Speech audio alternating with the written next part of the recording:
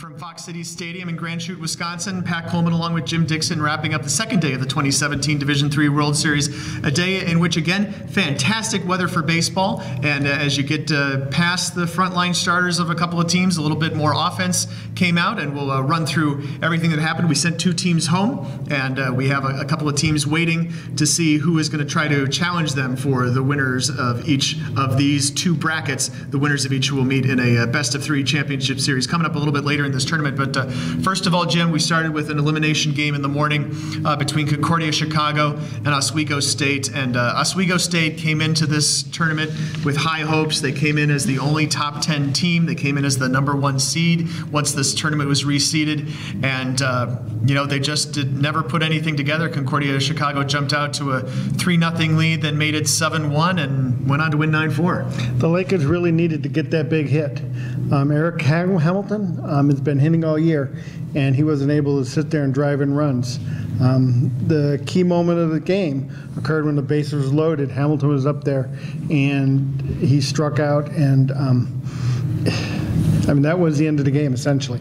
Yeah, it was really a turning point. I think both teams identified that as a turning point, even though there were still several innings left in the game. I know the Concordia players really talked about how that gave them a huge boost of confidence, and they came out and scored after that. Cody Caballero got the start for Concordia. He didn't have his great stuff. He walked 7 guys over the course of 6 innings, but really battled through 6 innings and gave the bullpen a bit of a rest. Alex Myers with an inning of relief, Arbov with 2 innings of relief. A lot of guys available for Concordia Chicago. As Caballero gets the win, he improves to 6-2. Robert Donnelly got the start and gave up 7 runs in 3 2/3, absorbing the loss, falling to 2-4. So as we said, that eliminated Oswego State.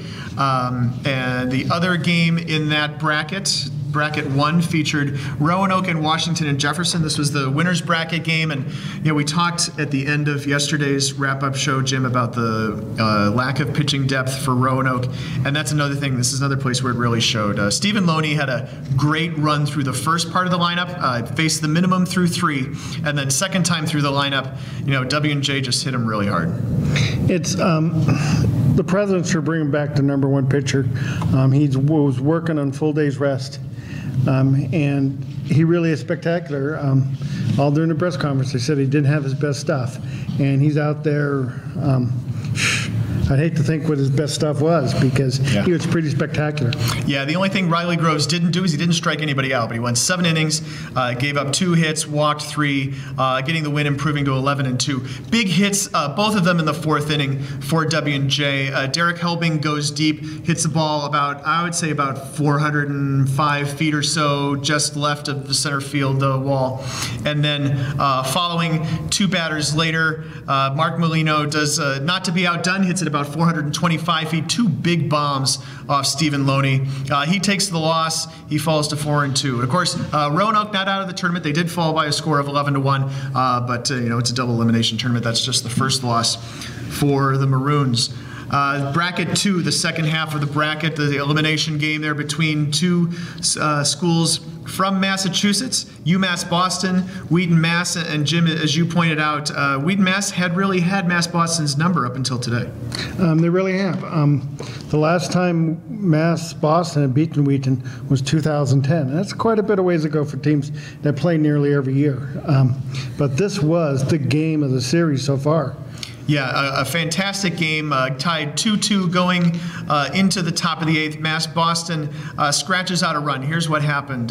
In part, Chris Fowler gets intentionally walked. Fowler had homered earlier in the game. That brought up Nick Herzog with a runner with runners on base, and Herzog lines a single into left field, brings in what proves to be the winning run as they go on to win 3-2.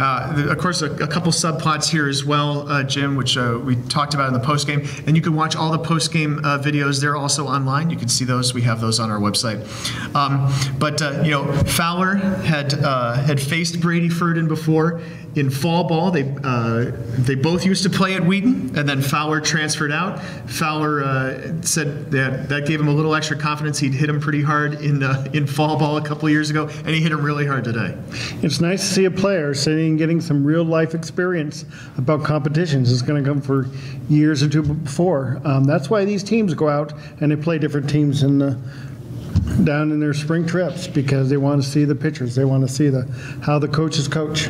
Yeah, and Mass, Boston, and Wheaton had played in Florida this March as well, and Wheaton, I believe, came back and I know Wheaton won that game. They won it at 11. I believe they scored late to send it into extra innings. Almost did the same today, but they fall and they were eliminated. Their season ends at 27-17. Furden with the 7 innings got a no decision. Joe Bongiovanni takes a loss in relief, falls to 3-1. Dan Mantoni with a great outing, which somehow we didn't mention until now, but 8 innings, 8 hits, just 1 earned run, walked 1 as he improved to 7-1. And that brings us to our nightcap, which was won by Cal Lutheran over North Central by a score of 14-5. Cal Lu got a strong pitching performance out of its rotation. Nate Weiner gave up 5 runs. In all honesty, in some of them in a chunk in the 4th inning, gave up 3 runs in the 4th. But otherwise, I thought he looked pretty good, and he was working quickly, and he was pretty effective other than giving up a few hits in that inning. You could be pretty effective when you're batting around like Cal Lutheran is. Yeah. It was pretty close through the 4th inning. Cal Lutheran was only up by a couple, 3 runs. Couple goose eggs, and all of a sudden they put a 4 spot up, and as the coach said in their press conference, when you score late, it really defeats the team and it just puts you on an even footing. Evan Blunt got the start for the Cardinals. He went 3 innings, gave up 5 runs all earned, and then a succession of relievers, giving up crooked numbers. But basically, North Central didn't have to use too much of the prime part of its bullpen. Obviously, didn't go back and use another starter. North Central not eliminated either. They come back and play again tomorrow. We'll talk about more of about that in a second. I want to talk about, though, before we leave the Cal Lutheran offense, because we haven't talked about that other than the fact that they scored some runs in bunches. How about Max Weinstein's homer today?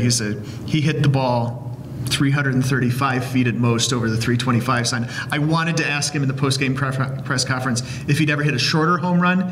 I decided to not embarrass myself, I guess, with that question, or embarrass him with the answer. It really snuck around the pole. Yeah. And if Wheaton had their player snuck their home run around the pole, maybe they might be still playing in the tournament as well. Yeah, there was a long foul ball in the top of the 9th for Wheaton that very nearly went out. Would have tied the game, but it was a few feet foul. Weinstein with a pair of hits and a pair of RBIs. Brad Fullerton, the center fielder, 3 hits, 3 runs batted in. Gabe Gunter with a RBI double, part of his 2 hits, 2 RBIs. Just hits all and down, up and down the lineup for Cal Lutheran. So Cal Lutheran comes back on Sunday. They play in the late game. Probably. More about that in a second. They await the winner of Mass Boston and North Central. That's in bracket 2. Bracket 1, W&J sitting pretty at 2-0, and Concordia Chicago and Roanoke have to face off to play them. And then, of course, if W&J and Cal Lutheran win those games, they are in the championship series because it's double elimination within each of those brackets. And whoever wins to face those teams is going to have to beat them twice. If there's an if game, it's scheduled for Monday. And then all of that, it comes with the big if and the big asterisk, which is, you see over here off to the west, there's the rainstorm coming up.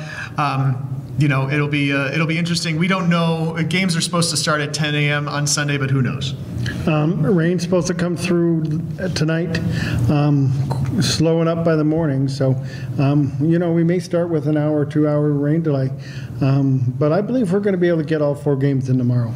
I have some confidence. I'm just impressed, Jim, that we've gotten this far into the tournament without a rain delay, without any issues, with games going relatively quickly. We got the last pitch was at 11:13 on Friday night. It was at 11:07 here on Saturday night. And, I've only been to 8 of these tournaments. I know you've been to a few more than that. I don't remember Friday and Saturday at 8-team tournaments going this well. It's practically unheard of for the games to be finished as soon as these have. They have been, for the most part, they've been crisply played, and they're all about 2.5 hours, 2.5 hours. They've really been fitting in the schedule very well. We'll see if that continues as we get into the back half of the rotations and here later on in the tournament. He's Jim Dixon. I'm Pat Coleman, signing off from Grand Chute, Wisconsin, the end of Day 2 of the 2017 Division III World Series. Catch all the rest of the coverage on d3baseball.com.